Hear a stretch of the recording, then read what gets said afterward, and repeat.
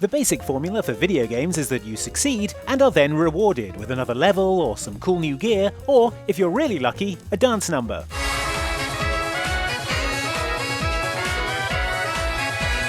Some video games, however, choose to flip this script and instead give you choice rewards when you fail, which is nice of them. Let's consider and appreciate these 7 video games that rewarded you for failure. Enjoy! Mantis is dead. We've also got to find out what killed Baker, an octopus. We're short-handed, so make this little torture show of yours as short as possible. Torture? This is an interrogation. As you wish. A ways into Metal Gear Solid, Hero Solid Snake finds himself captured by his brother, I guess is the easiest way to put it without getting into a whole thing, Liquid Snake, who hands him over to his henchman Revolver Ocelot for torture. Finally, just the 2 of us. Being a kind and considerate torturer, Ocelot says that Snake can give up at any time, but if he does, his companion Meryl will be killed. Just give up, and your suffering will end.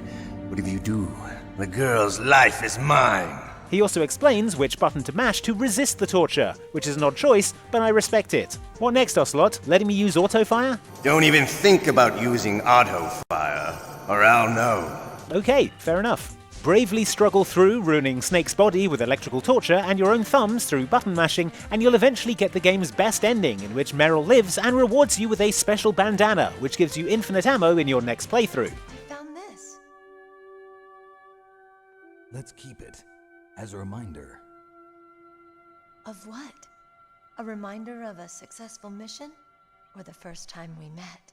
If you give up and fail the torture, however, although Meryl does die, the game continues and you get a different ending in which you escape with your buddy Otacon, who decides he doesn't need his stealth optical camouflage unit anymore and hands it over to you, making that available in your next playthrough.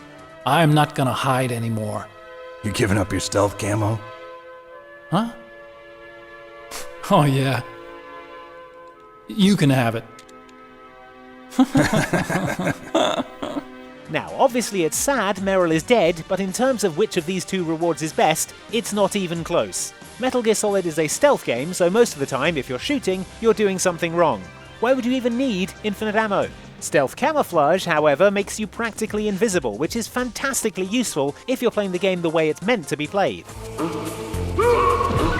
So yeah, just go ahead and fail the torture scene, save yourself some time, your thumbs, and a whole lot of hassle on playthrough 2. Thanks, Ocelot.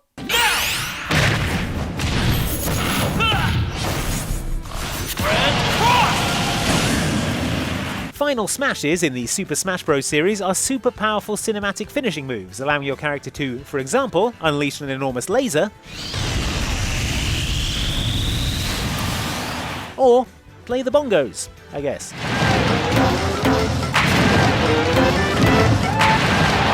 The usual way to earn these coveted final smashes is by destroying one of the final smash balls that appear randomly on the stages, but there is another way to earn these souped up super moves, and that's by failing. Hard. A pity final smash, or easy final smash as it's known in Super Smash Bros. 4 and Ultimate, is dished out to a player who gets KO'd and is at least 5 points behind the current leader. When this happens, there's a good chance your character will respawn wreathed in pearlescent fire, already equipped with a final smash, ready to go.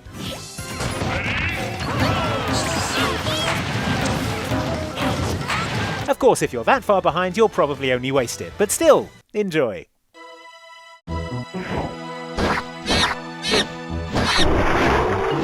Alandra is an often overlooked PS1 RPG that looks like a Final Fantasy, plays like a Chrono Trigger, and lets you cut down a bunch of bushes like a Zelda.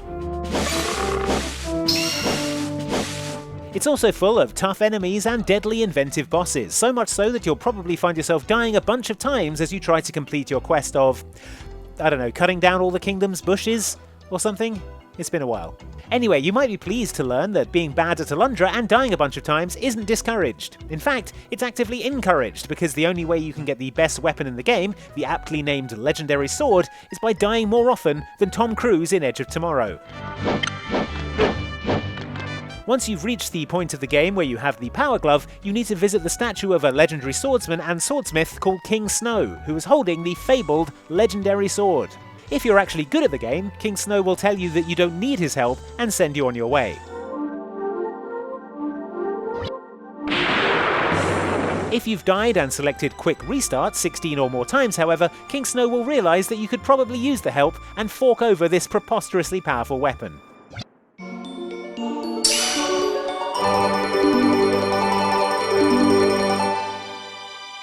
He doesn't go on to say, maybe you can stop dying so much now, you absolute clown, but the subtext is pretty clear, I think.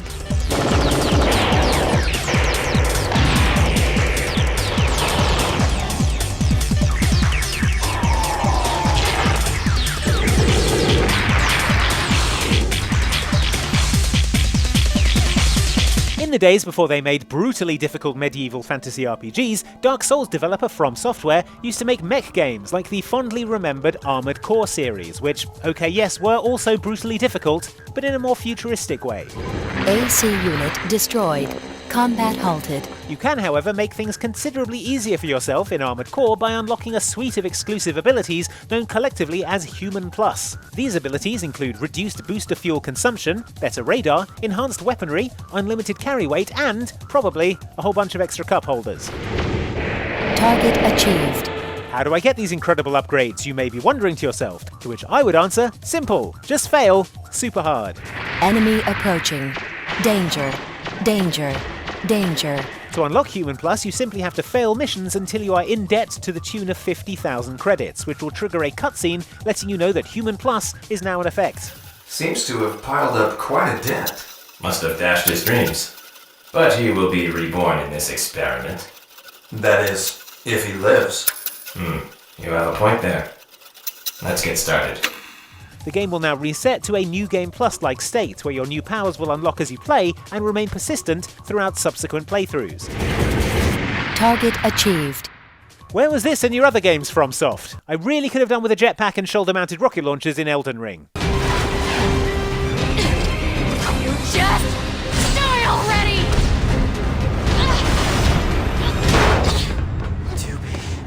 Sprawling complex RPG Nier Automata has an astonishing 26 different endings, one for each letter of the alphabet, and it's a point of pride among Nier players to see every one of these alphabetical endings for maximum completionist points. The good news for those who want to get started on the road to a full ending collection is that you can get 3 of them in the game's prologue just by being extremely bad at Nier Automata. First, there's Ending W, where you totally screw up the aerial combat section as you fly towards the factory at the start of the game.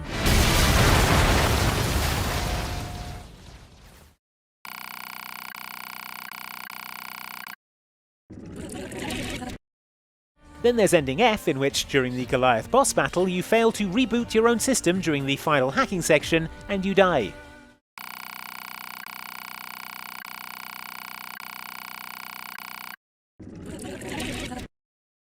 And finally, we have Ending H, in which you ignore that boss battle entirely and wander off somewhere else more interesting, like the amusement park.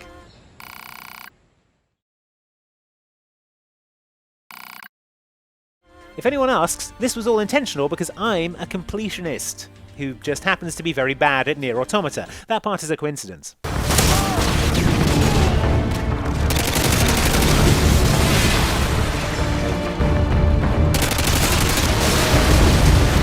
You may be familiar with the online shooter concept of kill streaks, which are special rewards that you unlock by getting a certain number of kills without dying, such as UAV radar or becoming Michael Myers from Halloween.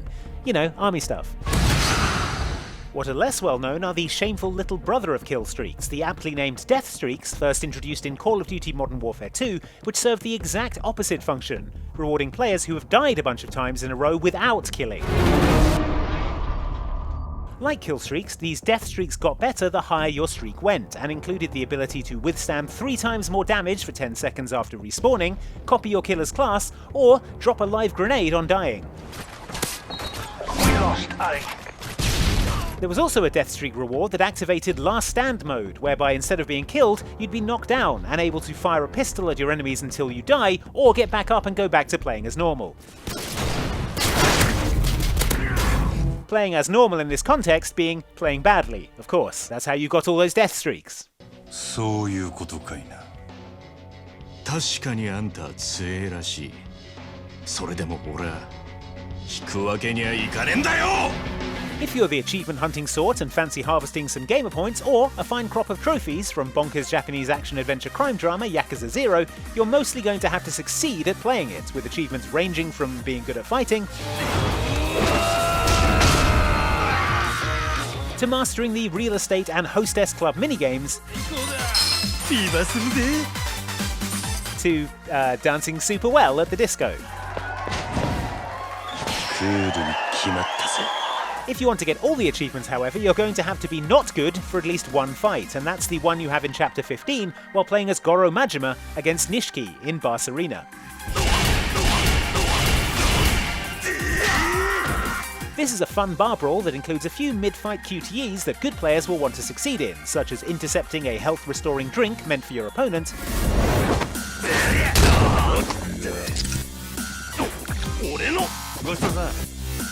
and dodging a bottle swung for your head by the proprietor, Reina.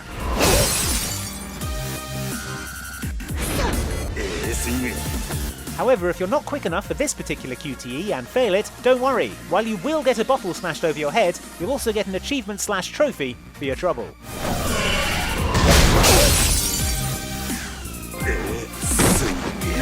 Shame we're not playing as Kiryu here. We all know that guy is immune to bottles.